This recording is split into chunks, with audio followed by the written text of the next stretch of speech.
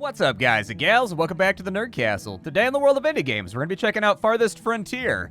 This is the newest title from the developers of Grim Dawn.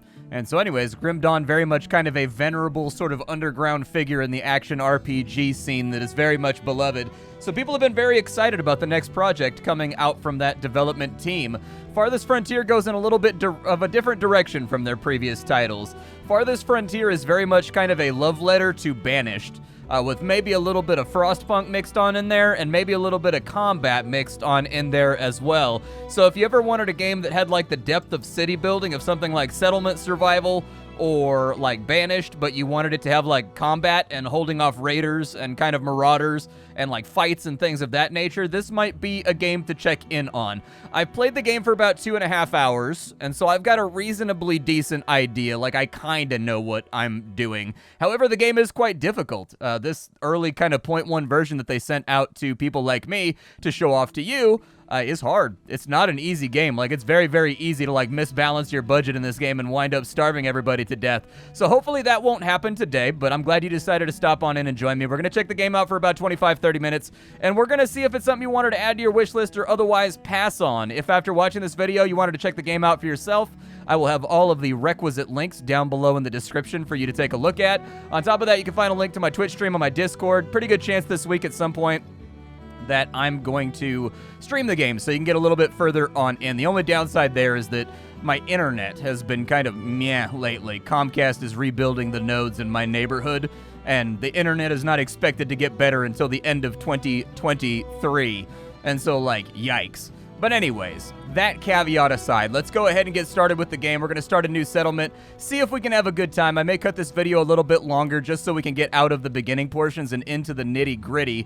We're going to leave it on normal difficulty for right now. However, the entire game is customizable in kind of like this picturesque way where you can basically set everything to easy, medium, or hard, the various aspects of the game. So like, how prevalent do you want illness to be? How prevalent do you want raiders to be? How prevalent do you want like hostile wildlife to be? So on and so forth. As far as the terrain goes, we're going to go with the easy map for right now. We're going to go with, well, it's not easy, but like, even on this map, you can definitely lose, especially if you're new to the game like I am and you only have a couple of hours under your belt. But we're going to put it right there, and we'll go back to the basic settings. Obviously, we've got to come up with a name.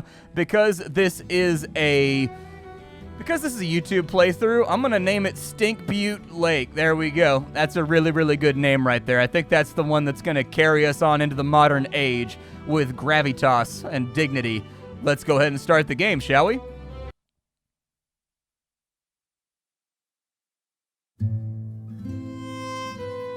Life can be harsh everywhere, but in the old world, there was no hope of it ever improving. When our crops failed, the ruling class would still collect the same share, leaving our children to starve. And if we had any coin to our name, the taxman would appear, demanding it for the crown. The nobles hid behind the safety of their walls and did nothing when raiders pillaged the outskirts of the city. And so, some of us decided that it was time to leave, that we'd rather take our chances in the wilderness, seeking the promise of a new land, than starve to death in our homeland. The journey wasn't easy. We lost many along the way. This wild, unsettled land offers us the hope of a new start as the masters of our own destiny.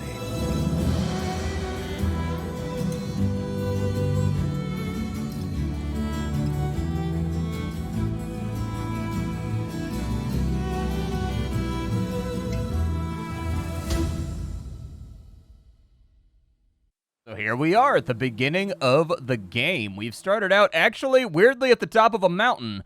We've finished scouting the surrounding areas. So really what we need to do is we need to place our town center right now, as tends to happen in games like this.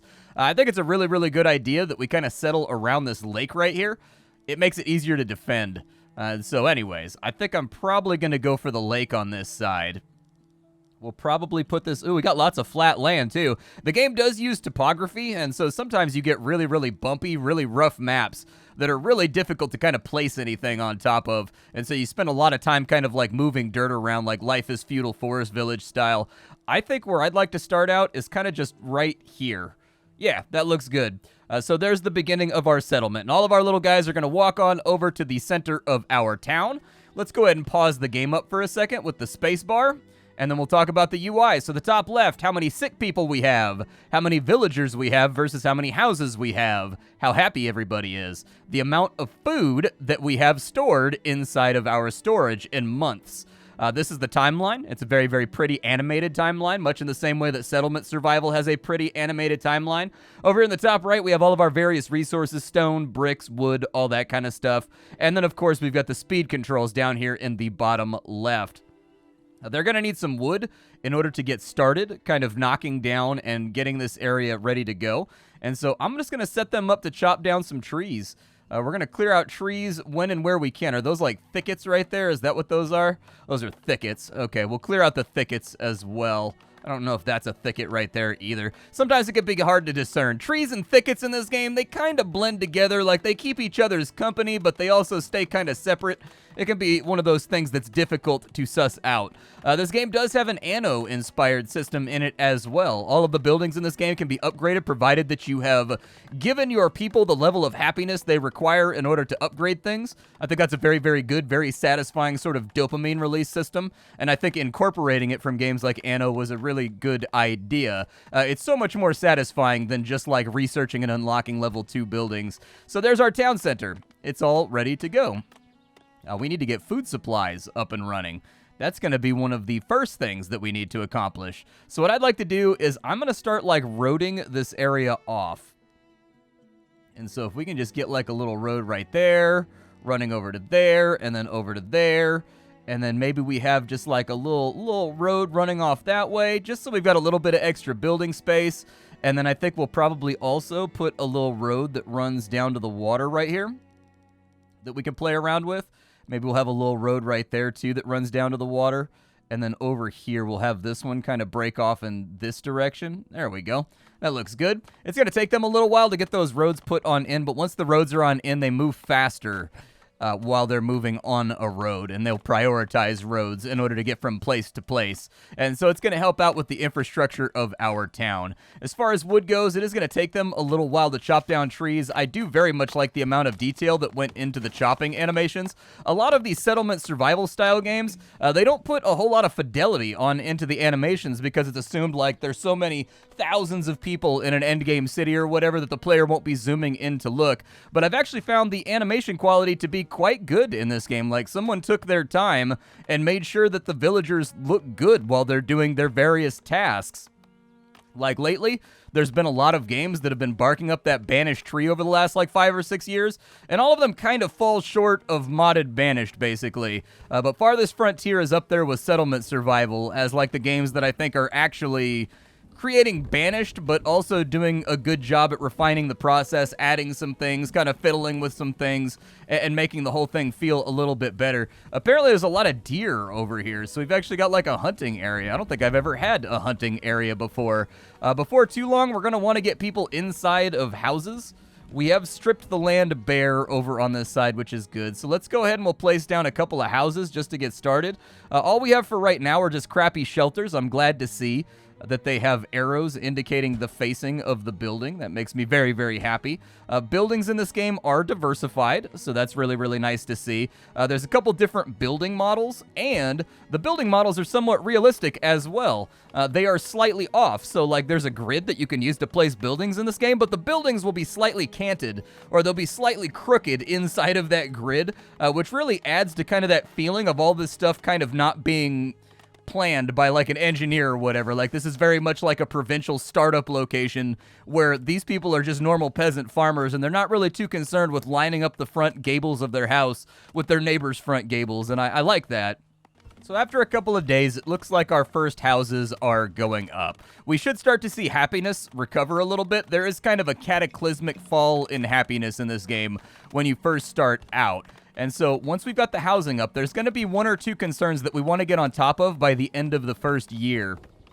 The first concern is that we're going to have to deal with food and water, and then we're also going to have to deal with firewood. Otherwise, people are going to freeze when the winter gets here. So where I would start out is since we have hunting around here, I would probably start out with, do you start out with the smoke shack? You do start out with the smoker. Okay, good. So what I need to do then is we need to plan to have other roads running in other directions. So I'll probably just have like a little thoroughfare down here. Basically, your people don't like it when industry is right next to their houses. So they don't like it when there's wood choppers next to the houses. They don't like it when there's smoke houses next to where they live. They get very, very upset about that kind of stuff. Basically, every single building in this game has a desirability modifier that affects the happiness of the people that live inside that area. And so anyways, it's going to be very, very important that you kind of space out your industry from the area of your town where people live at, because they would prefer for it to be a little bit more pleasant. We do have wood coming in, which is really, really nice. I am waiting for a lot of these chopping tasks to get done. A villager is being attacked by a predator. Where is that happening at?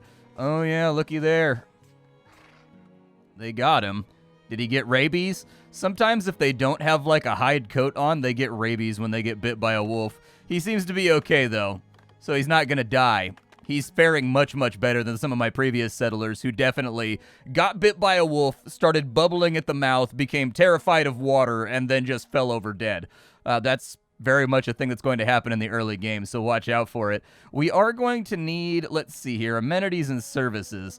We're going to want to have a well before too long, and I would suggest we put the town well. We could put it over by the water, I guess. It gets a better bonus from being over by the water. Yeah, we'll do that. We'll put it over by the water. Always pay attention. This game has a number of kind of like Tropico-styled overlays that will come up whenever you're placing a building. You're definitely going to want to pay attention to those because there is a strong chance that you're missing out on like 10, 20, 30% bonuses by placing things in bad spots. We're also going to need a firewood splitter. As you can see, you see the desirability of these homes over here? If we take these over and next to it, it'll drop down to like basically nothing. And so we don't want the firewood splitter to really be anywhere near town. We want him to kind of be off by his lonesome over on the side right here. But we can put other buildings over here, which is good. As far as food production goes, that's probably what I would start with. We've got a lake right next to us, and the lake does have access to fish. So I would suggest we put down a fisherman's shack before too long. We'll put that guy kind of... I don't really want to mess up my forageables. So we'll put him right there. There's our fisherman's shack, and we've also got our firewood chopper, and we've also got our well. So that's food, that's water, and that's firewood all taken care of, as I previously mentioned. We should be pretty good on that front. Other things that we're going to want to have is that we're going to want to have foragers. 1 or 2, maybe even 3 foragers to go out and find things for us so that I'm not constantly moving things around. We can go ahead, and I think we'll put a forager right here. That looks good to me. We will also put a forager, like, right here. And I think that should be fine for the first year. A hunting shack is obviously a really good idea because we have a herd of deer near here. And honestly, hunting in this game puts out, like, mad food. The problem is the food goes bad before you can utilize it a lot of the time. And so having a smokehouse is where that's going to become kind of an advantageous arrangement with the land.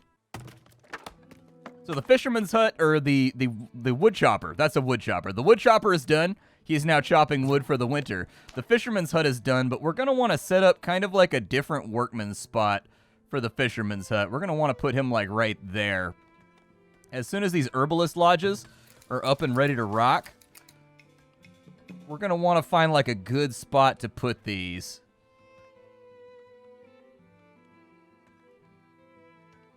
I think that's not too terrible of a spot right there. That gives us access to a lot of berries and a lot of greens. And then with this hut down here, I would suggest we find a strong spot like right there that's got like nuts and berries and eggs and all that kind of stuff to be foraged.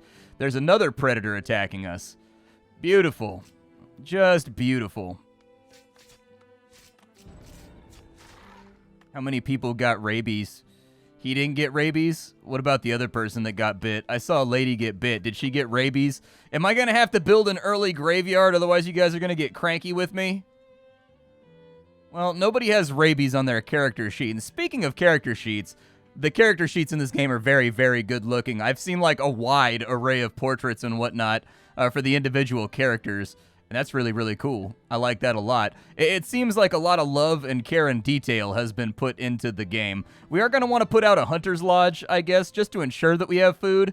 And honestly, it may not be the worst idea to get a smokehouse going either. I don't know what our employment is looking to do right now.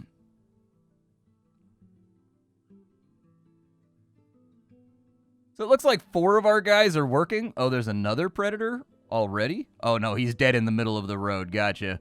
Okay, well, we've already solved that problem. Food production-wise, let's go ahead and we will get a hunter's cabin. Yep, that's exactly what I'm going to do. And we'll kind of put the hunter's cabin right there. I don't think I can set up his work zone just yet. But we do have a lot of game around here, and I'd like to capitalize on it, especially since there's already a dead wolf on the ground. That's like 50 food right there that we're not even utilizing, and so I would like to have that for myself. I would also like to cancel out the stone gathering over here.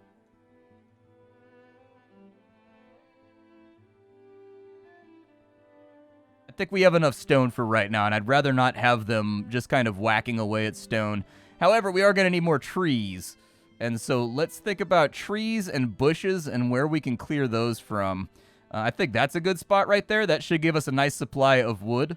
They are supplying the houses right now with firewood, but we have utterly run out of logs, unfortunately. So until we get some of this roughage knocked out of the way, it's going to put a little bit of a damper on our wood-related activities. Every successful society needs to have varying quantities and qualities of wood-related activities. Otherwise, none of us can go to sleep smiling. Ah, this game is also seasonal with the roughage.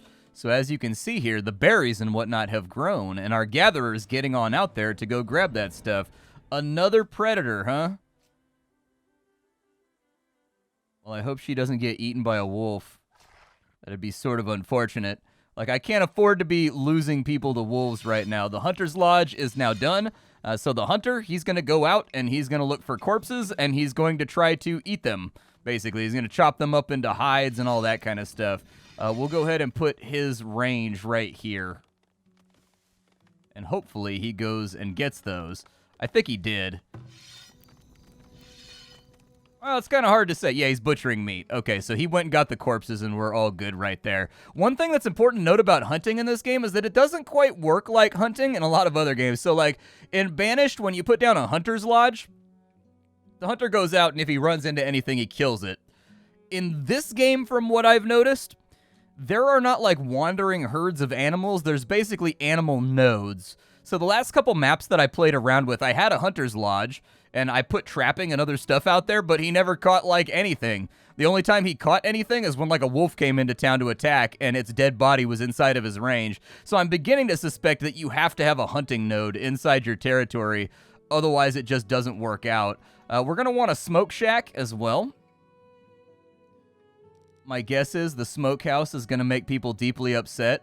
And so, in general, we're going to want that to be kind of like away from the living residential area. We'll put the smoke shack down right there. That's going to allow us to preserve food so that it lasts a lot longer. It's going to allow us to build up a buffer because your food rots in this game. And so this little secondary number right here is how many months of food you're going to lose over the next year, not just to consumption, but to just it rotting on the vine, basically. The smokehouse is going to try to take the edge off of that feature. He's going to smoke fish. He's going to smoke the meat that comes from deer. I don't know if he dries out berries and roughage and things of that nature. He may or may not. We've got a lot of herbs and we've got a lot of berries coming in. Good. It's actually looking like we're going to have a first fortuitous winter, which I'm pretty happy about because the first winter in this game can be really, really rough. If you don't hit the ground running, like tippity-tap style, you want to hit the ground like the Flintstones when they start their car. Just fop-it-up. You want to like be moving from the beginning of the game. And so anyways, this is one of the first times where I felt like the food supply is not in too bad of shape. Now, the only downside to the smokehouse is that he's going to be using up some of the firewood that our people need in order to stay warm over the winter. But that's kind of life. I am going to tell them to chop down a few more trees in these varying areas. I'm going to let them leave the berry bushes alone, though. The game wants us to build 6 houses before it's going to allow me to have immigrants. So I'm just going to go ahead and do that. There's our 6 houses right there. And then we have to have, I think, like 5 months of food stored up before it will consider giving us our first batch of immigrants. But by the end of the winter, I would like to have my first group of like 10 or 15 people coming to live with us. And the map will retool itself. That's a very, very nice feature of the game, is that when winter gets here, you know, there's snow all over the place, and there's banks and things of that nature, and people leaving footprints and trails and stuff like that. I sort of wish the game didn't have roads in it. I've always preferred it like Foundation is one of my favorite colony games, and I've always very much liked how in Foundation there are formalized roads, but your people, they leave trails on the ground where they travel most frequently, like they erode away the soil basically down to like their own improvised roads. And it's always been interesting to me to watch like the roads that I build versus the ones that the AI or the little villagers decide to make like the optimal path. As you can see, we've got a year's worth of food right now. The smokehouse is doing a fantastic job. Hell yeah. With all of our preliminary concerns knocked out of the way, it's time for us to think about our first winter. That's pretty much it. The hunter is hunting. It looks like he's actually gotten most of the deer. Yeah, he's killed a lot of animals over here. He's been like Bill the Butcher out here. Whoopsie daisy. Just like wiping out entire populations of indigenous animal life. So anyways, we need to get a farm built. There is apparently another predator that is attacking us. However, our hunter shot him. Very nice. Sweet, dude. And then they instantly harvested. Did I put down 2 hunter shacks on accident? Oh my god, I put down 2 hunter shacks on accident. I didn't mean to do that. I always do that. I put down 3 hunter shacks on accident. Oh boy. All right. Well, that's going to be my embarrassing accident of the day. I grabbed the wrong thing. So it leaves food production open sometimes. I wish I could say that was the first time that I've done that. It is absolutely 100% not the first time that I've done that. I had a playthrough where I put down like 5 Hunter's Lodges in a row and then didn't even notice for like 40 minutes. And so anyways, this is a mistake that I have repeatedly made over and over and over again. Luckily, salvaging is pretty quick, building is pretty quick, so it doesn't really cost me altogether that much whenever it happens. Now, we are going to want to figure out forestry. Do we have any kind of forestry that we can play around with? We have a saw pit. We have a tannery. It looks like we have a cobbler's shop. We have a fletchery. We have a basket shop. And we have a compost yard. Okay, that's not that helpful. I'm a little bit concerned. We do have tier 2 buildings. Is the forestry maybe a tier 2 building? I actually don't see a forestry building when I'm going through the resources menu. However, what I did notice, and something that I wanted to call out, is that this game has a very, very clear, very good delineation on how you get to where you are from, like, so how you get to where you want to go from where you are. A lot of games miss this, and you got to dig through a bunch of menus to figure it out. Instead, with this game, let's say that I wanted to build a sawmill. It says you have to build a stockyard, and it tells you exactly what tab that's inside of. If I wanted to build a basket shop, I need to have a forager shack, I need to have a storehouse, and I need to have a saw pit. And it tells you what tab all of those 3 are inside of. The only other thing that I would recommend is that you should be able to click on this, and while it's on your clicker, even though you can't build it yet, you should be able to go over to this left-hand side, and you should be able to click on that building, and it should automatically put it on your clicker, so that if I wanted to do, like, a basket shop right now, I would just click storehouse, click a storehouse out, click saw pit, click a saw pit out. That would be an amazing quality of life feature. But other than that, I really, really like that. That's not to say that what they've done is bad. In fact, what they've done is quite good compared to a lot of other colony management games, and so I'll take it. We need to make sure we keep wood coming on in because we are still struggling with wood supply right now. There are herbs underneath those trees over there. I think we should be able to pick the shore clean without taking out our berry bushes. And it does look like we still have tasks ready to go. I don't know if I can set, so with the lumber chopper, can I set limits on how much lumber he's going to create? So it looks like he's spending about 70% of his time working, and every single building is going to have this state breakdown that tells you how much time they're spending doing various activities so you can figure out where inefficiencies are in your system. Once again, another really, really good feature, because a principal problem that exists with games like Banished is that games like Banished tend to be catastrophic because they tend to not have the regressions or the statistical analysis that you need in order to figure out where inefficiencies are until that inefficiency has basically hamstringed your entire colony, and then you're like dying and you're playing from behind the 8-ball. I very much like that system because very quickly it becomes readily apparent where people are spending their time and how they're getting things done and what needs to be worked on, so on and so forth, and like where you need to build a road in order to make this work a little bit better. And so I like stuff like that. I think it looks great. Let's go ahead and ride it on out. We're going into our first winter right now. We're kind of at the end of fall. One thing that I would like to do is we've got this very nice patch of land right here. I'm going to suggest that we make a farm. So for food production, this looks like it's actually a pretty good place to grow food, although this over here is even better.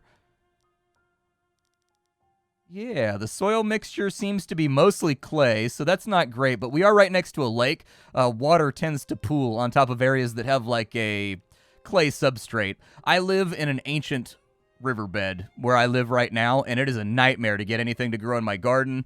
Largely because there's this caliche clay that's like a foot below the soil. And so it's very, very difficult for any of the plants where I live to put down good, solid, survivable roots. And so it's a thing.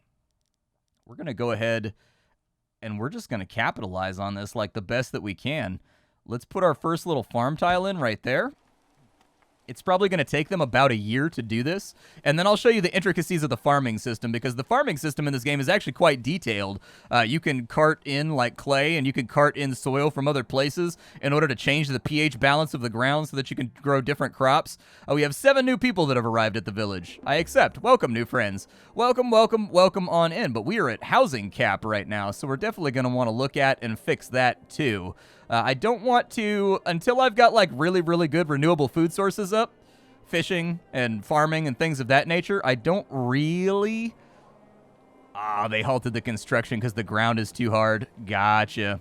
All right, well, let's just kind of beeline our way through winter because nothing really happens in winter.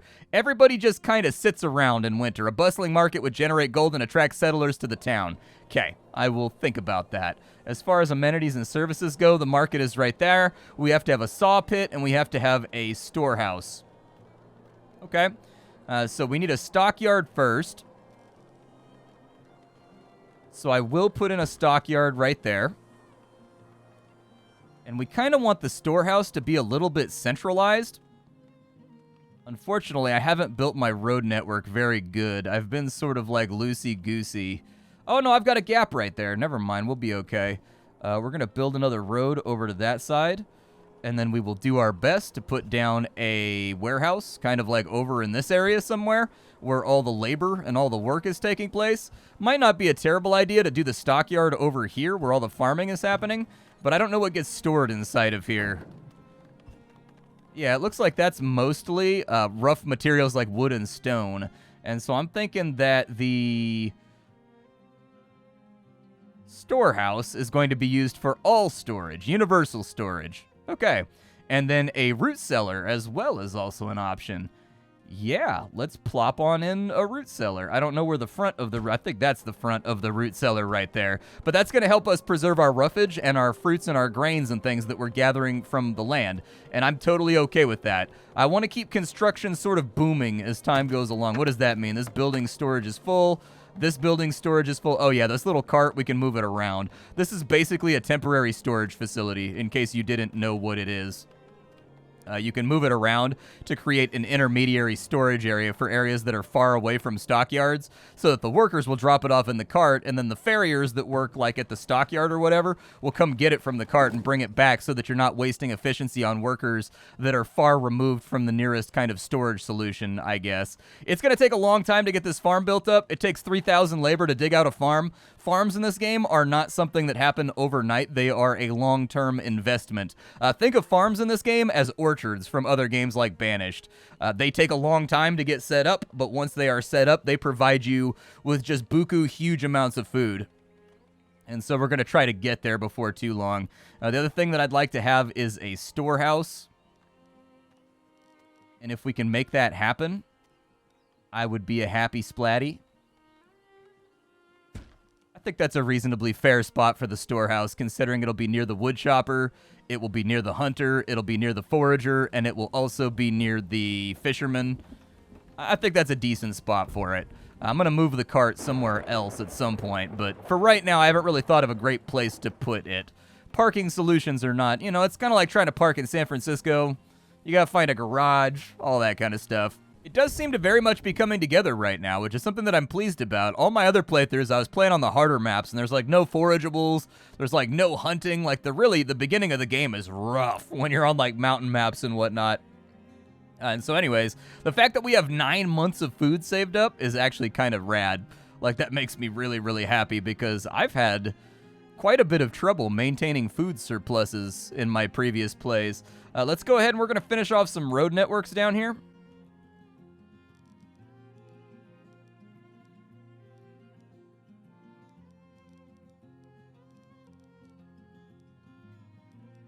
I don't want to mess with my berry bushes, though. The berry bushes have been kind to me, and I do not desire their demise. But I do want to have kind of like a little looping road back here being worked on by some of the extra people in our town. Yeah, we're going to need to build houses. That's exactly why I'm extending the road out over here, actually. So we'll go ahead and we will work on housing a little bit. Un poco. There we go. We'll get a couple more houses in so that people have places to live. And our little village is thriving. One thing that I wish with the camera control is that I could tilt the camera a little bit more. I kind of want to like zoom all the way in and then rotate it down and kind of watch these people as they do what they do. If we wanted to upgrade these guys right here, apparently we need a level 2 town center. To get to a level 2 town center, we need to have a market. So that's going to be the next major thing that we need to take care of. However, we should be getting close. We need the saw pit next for planks. And the saw pit is enabled, as is the tannery, which produces clothing, which we may end up needing pretty shortly. I don't know how many hides and things we're sitting on right now, because it's not on my little resource allotment over here. Let's see if maybe automatic building upgrades enabled. Stocks, there we go. We have 7 pelts. Not really as many pelts as I thought we were going to have. And so it may not be the best idea to make that guy just yet. The tannery stinks. Typically in antiquity, tanners had to live like way, way outside of town with the charcoal burners because human urine was used in order to do tannery back then. That's like, you ever heard the phrase, too poor to have a pot to piss in? There's a reason for that. That saying comes from a time where poor people would save their urine in a jar and they could sell it to the local tanner. So that they could make a little bit of extra money on the side. And if you didn't have a pot to piss in, you were too poor to have a pot to store your pee to sell to the local tanner, which meant you were effectively too poor to make money. We do have all this equitable land down here we could segment out too.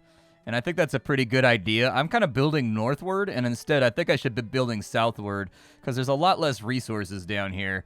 So what I'll do is we'll just kind of make like a little connector right there. And we'll kind of build in this direction until we hit this field of greens down here. But so far, we're in good shape. We're actually looking really, really good. I don't know what direction attacks are going to come from. I'd like to get a tower or 2 up to protect our city. I'm not quite at the point yet where I want to build walls to defend us from the enemy.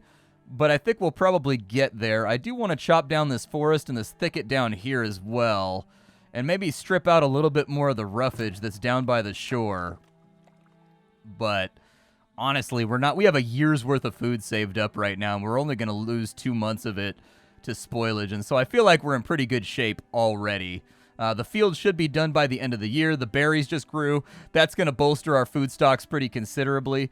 The other thing we should probably do is run a road up this way so that maybe we could put in like a quarrier over here on like this little mountain so that we have a nice little store of goodies on that side. Wood, though, is my main concern at the moment. Wood, our current wood supply worries me. We don't really...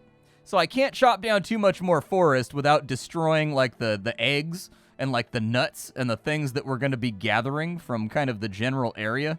And so anyways, I'm trying to very, very carefully figure out areas that I can deforest in order to kind of keep the system running.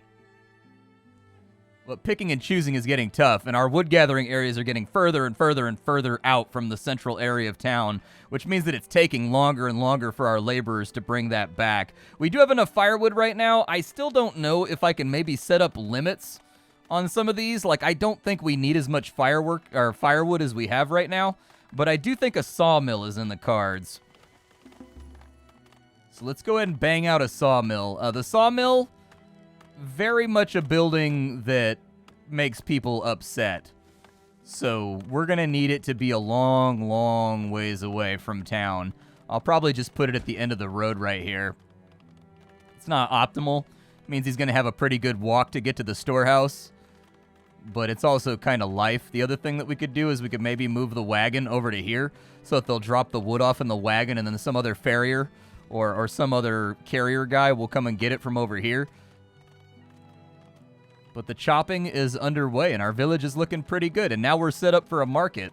I don't know how big the market's going to be, but it's going to allow us to collect tax revenue. And the tax revenue is going to allow us to build up military buildings like towers and whatnot. I don't know where I want to put the market.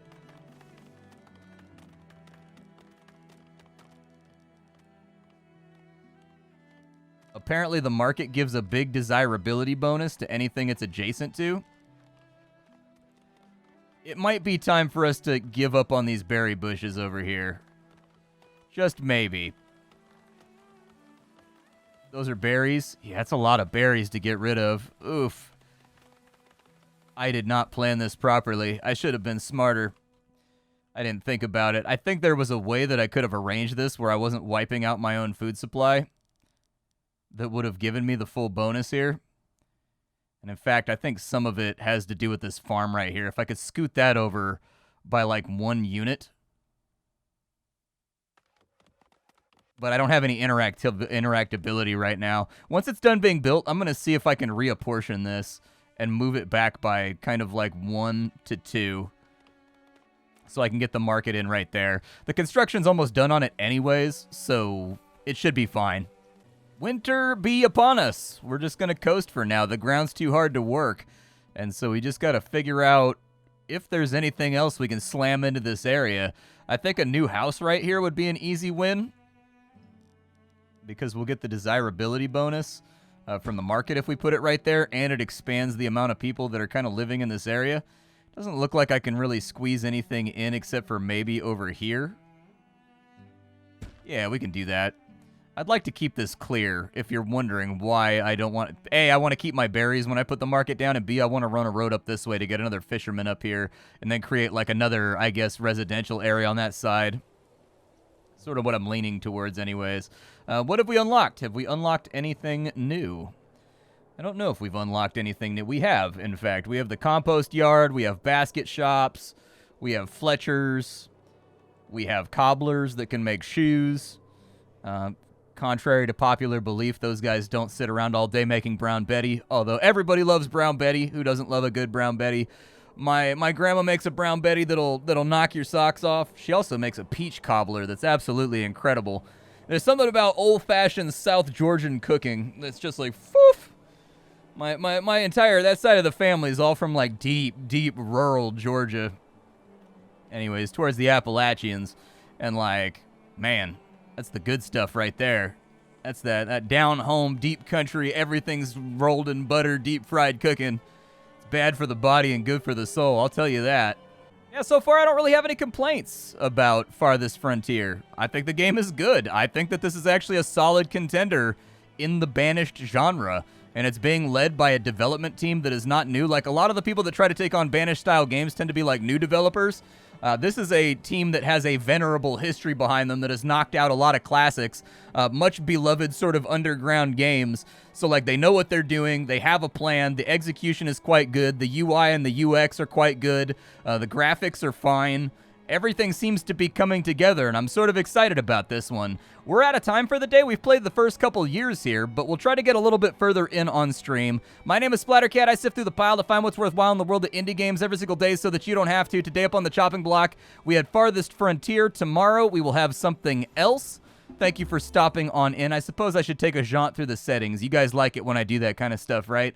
All right, so in the general settings, you can set up tutorials. You can have occlusion highlights. You can also have autosave interval inside of your interface settings.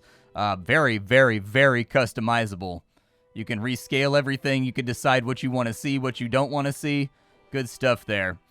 Video settings, decent. Not like, you know, it's got the main contenders: depth of field, shadows, anti-aliasing, and isotropy is missing for whatever reason, so I assume that must be linked in with something else. We've got what FPS you want the game to run at when it's set in the background. Refresh rate is customizable, which is nice. You can get the render quality up for, let's see here. It goes up pretty high. So